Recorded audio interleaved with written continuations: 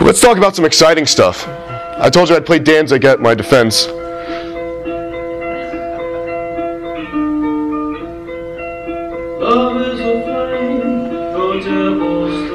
Yeah.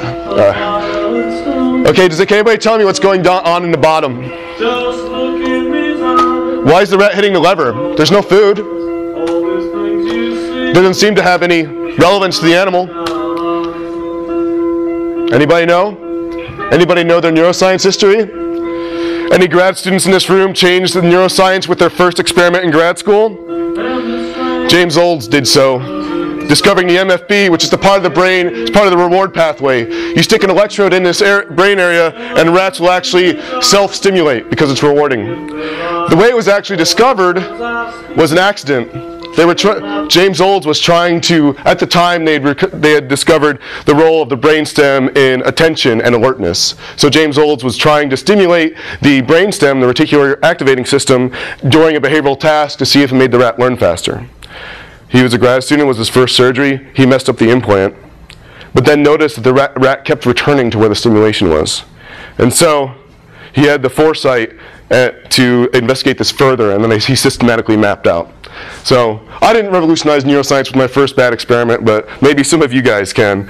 And actually the histology for that first rat is not available because he wasn't good at histology and ruined his slices. Okay, so what I showed here is motor cortex ensemble modulation, auditory cortex microstimulation as the stimulus, and MFB as the reward. So maybe we could combine all these, where the whole task is done solely through brain electrodes, where the stimulus, the action, and the consequence, to use Skinnerian terminology, is solely through brain-machine interfaces.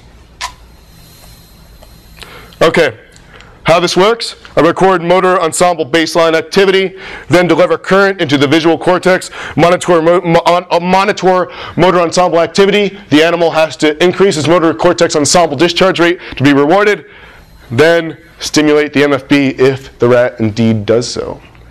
In the lab, we call this the matrix rat, or the neo rat, because the whole task is through the brain electrodes. Kind of hard to get all three of these electrodes working, but in one rat I was able to get it. The matrix was online for one day. You can see I tested whether the MFB was self-stimulating prior to the behavioral session by rewarding a rat with MFB stimulation every time it's put its nose in a hole. You can see in 3 minutes he put it in about 20 times. If you just leave a rat in a cage, he'll probably put his nose in once or twice if it's not related to any reward. Here's the histology of the MFB. You can see with the visual cortex intracortical microstimulation, there's a nice increase in firing rate. You could say, Tim, the MFB is close to the internal capsule. Maybe you're antidromically stimulating the motor cortex via your MFB stimulation. Well, I would say, well, let's do the PSDH, and you can see that the motor ensemble activity is before the MFB stimulation. So it argues that the animal was doing the task. Okay, so that's it. Sweet, not too much. So in my first experiment, I showed that the cingulate cortex is a compelling alternative site for a potential neuroprosthetic device. In my second experiment, I showed that if you wanted to combine local field potentials and spikes, you would band pass the local field potentials above 10 hertz. And I showed that in the third experiments, rats can detect intracortical microstimulation, appropriately modulate the motor cortex, but I really feel that the hardware needs to be improved before it actually becomes a reality. So, some of the more pessimistic people in the audience would say, Tim, oh Tim, you just played games with rats for 6 years. If we're really going to make neuroprosthetics a reality, there's some more fundamental electrode issues we need to address. And I would agree with you. Would totally agree with you. After 6 years, I realized that for neuroprosthetics to become a reality, there's a glaring problem that needs to be solved, the electrode problem. You stick electrodes in a rat or monkey or a human, they fail within 3 to 6 months. No one solved it, though we are working on it in our lab. And until that is solved, we are simply just playing games and doing exciting demos in animal models.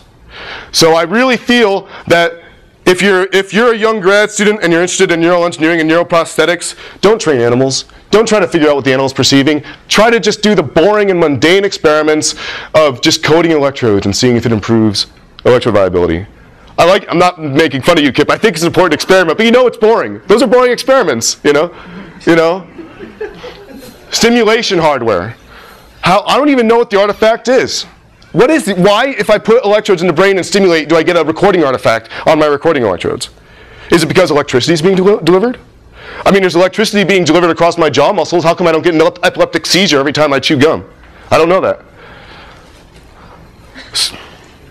Also, if some of you saw Ed Boyden's talk, perhaps light-based stimulation could have completely avoided the intercortical microstimulation artifact.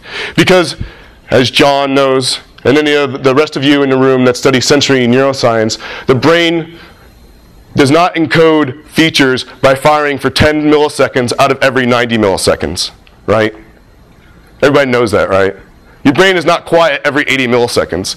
But I had to use that interleaved feedback scheme in order to simultaneously record and stimulate.